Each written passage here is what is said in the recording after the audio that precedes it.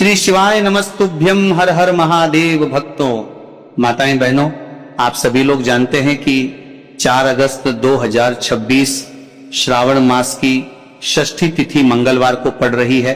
और दोस्तों, ये वो तिथि है जो श्रावण मास में पड़ने वाली सबसे बड़ी तिथि है, क्योंकि ये श्रावण मास में पड़ने वाली है और इसका बहुत ही बड़ा और विशेष महत्व होता है।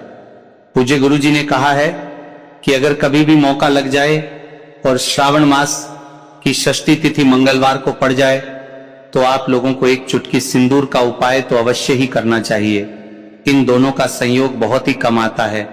इसी के साथ में गुरु जी ने अपनी शिव पुराण कथा में बताया है कि इस दिन एक चुटकी सिंदूर का उपाय तो आपको अवश्य ही करना चाहिए, क्योंकि ऐसा दिन पूरे साल में सिर्फ एक ही बार आता है। और दोस्तों, आप सभी लोग जानते हो कि मंगलवार का अगर सबसे बड़ा उपाय है तो एक चुटकी सिंदूर वाला उपाय है। तो दोस्तों, इस मंगलवार षष्ठी तिथि के दिन आप लोगों को एक चुटकी सिंदूर वाला उपाय को जरूर करना है। बहुत सारे लोग होंगे जिन लोगों ने इस उपाय को ना किया हो, मतलब पूरा साल निकल गया, उन्होंने किसी भी दिन इस एक चुटकी सिंदूर वाला उपाय को ना किया हो। पर दोस्तों, आपके पास एक आखिरी मौका बचा हुआ है, जो कि 4 अगस्त मंगलवार के दिन है। तो इस दिन आप लोगों को इस वाले उपाय को जरूर कर लेना है।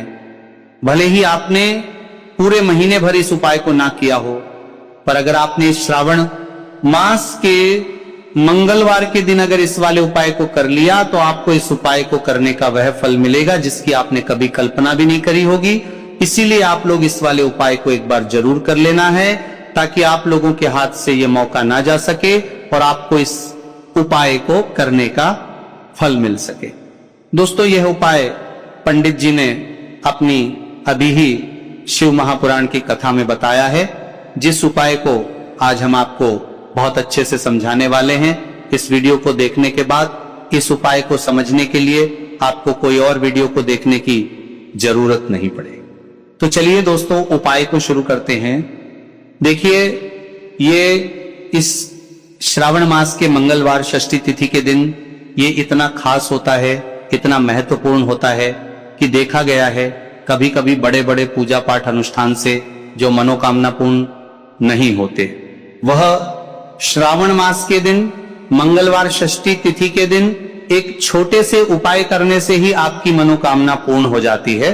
और बहुत सारे लोगों ने इस उपाय को किया भी है और उनको इस उपाय को करने का फल भी जरूर मिला है। अगर आप लोग भी इस उपाय को करना चाहते हैं तो आप इस उपाय को पहले अच्छे से समझ लेना, सुन लेना, उसके बाद करना। आपको इस उपाय का फल जरूर मिलेगा और इस उपाय को कर लेने से आपके घर में चाहे किसी भी प्रकार की दुख और समस्या क्यों ना चल रही हो, आपको उसका कारण भी नहीं पता है कि भाई ये समस्या किस कारण से चल रही है। उसका कुछ भी कारण हो सकता है, जैसे पितृदोष हो सकता है या किसी भी तरह का मंगल दोष भी हो सकता है। तो इस दिन आप लोगों को ये वाला उपाय कर लेना है। ये एक ऐसा उपाय है जिस उपाय को अगर किसी विशेष दिन पर किया जाए तो भाई उस विशेष दिन का जो फल है वो तो मिलता ही मिलता है। पर हमने उस दिन पर इस उपाय को किया है तो हमें उससे भी बड़ा फल मिलता है, और फल बहुत जल्दी मिलता है, क्योंकि आप इस उपाय को बहुत ही बड़े और विशेष दिन पर कर रहे हो। तो चलिए अब उपाय के बारे में बात करते हैं। लेकिन उससे पहले आप लोगों को यह जानना आवश्यक है कि आखिर यह उपाय किस समय करना है, किसको करना है और कैसे करना है।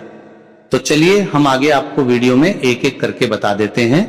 उससे पहले अगर आप लोग हमारे चैनल अचूक उपाय मार्ग पर पहली बार आए हैं तो हमारे चैनल को सब्सक्राइब करना ना भूलें। और अगर आपके पास कोई सवाल है तो आप हमें कमेंट बॉक्स में बता सकते हैं, और साथ ही आप अपनी राशि या अपने शुभ नाम को कमेंट बॉक्स में जरूर डाल दें, क्योंकि हम आपकी राशि से जुड़ा भाग्य भी बताते हैं और भाग्य में चल रही परेशानियों को तत्काल दूर करने के लिए आसान से आसान उपाय भी बताते हैं। इसीलिए आप अपनी राशि कमेंट बॉक्स में जरूर डाल दें और कमेंट बॉक्स में श्री शिवाय नमस्तुभ्यं ओम नमः शिवाय जरूर टाइप कर देना।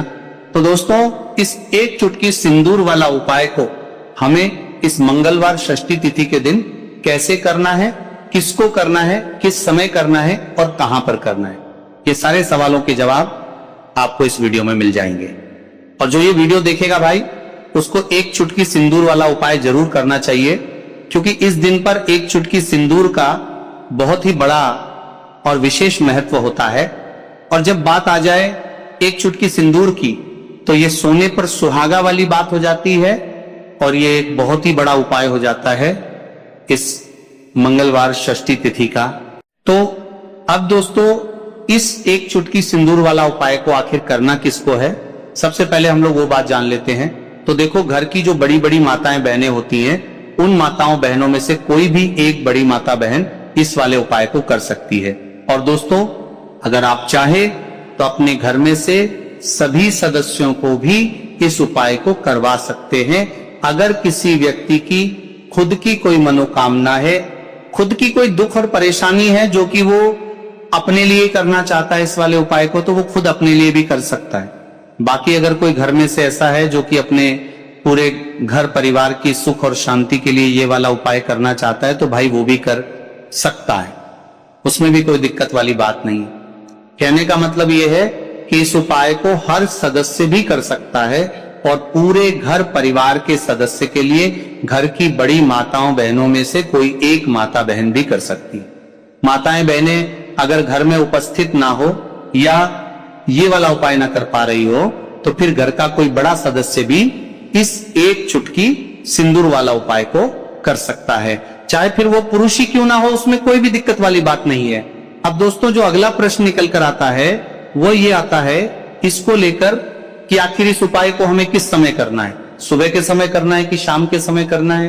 तो देखो, इस वाले उपाय को आप लोग सुबह के समय भी कर सकते हो और शाम के समय प्रदोष काल में भी कर सकते हो। अब अगर आप पूछो कि भाई सबसे उत्तम समय कौन सा रहेगा इस एक चुटकी सिंदूर वाला उपाय को करने का, तो हम आपसे बस यही कहेंगे कि इस उपाय को आप सुबह के समय करेंगे तो ज्यादा बेहतर होगा। बाकी अगर प्रदोष काल के समय भी करेंगे तो भी अच्छा होगा, उसमें कोई भी दिक्कत वाली बात नहीं है।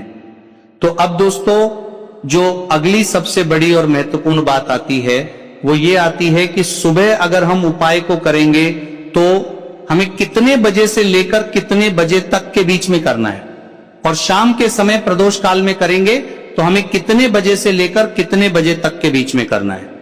तो देखो, सुबह जितनी जल्दी हो सके आप उपाय को करने की कोशिश करना। बाकी अगर कारणवश लेट भी हो जाओ, थोड़ी देर भी हो जाए, तो 10 या 11:00 बजे तक भी आप उपाय कर लेना, पर 12:00 बजे से ज्यादा देरी ना हो।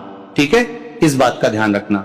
उसके बाद में दोस्तों, अगर शाम के समय प्रदोष काल की बात करें, प्रदोष काल का जो समय होता है वह शाम के 6:00 बजे से शुरू हो जाता है।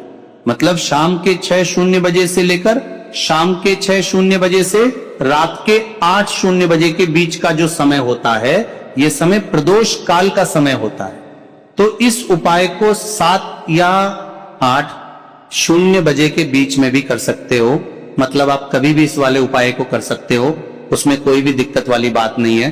तो श्रावण मास का महीना ही है जो आपको धन दौलत पुण्य दोनों ही देने वाला है। श्रावण मास के महीने में तुलसी का पूजन करके, श्री हरि विष्णु से जुड़े हुए कुछ उपाय करके आप अपने जीवन की निर्धनता, धन से जुड़ी समस्याएं, कर्जे से जुड़ी समस्याओं को हमेशा के लिए दूर कर सकते हैं। भगवान विष्णु को तुलसी अति प्रिय है, इसलिए उनकी पूजा में भी विशेष रूप से हम तुलसी का उपयोग करते हैं।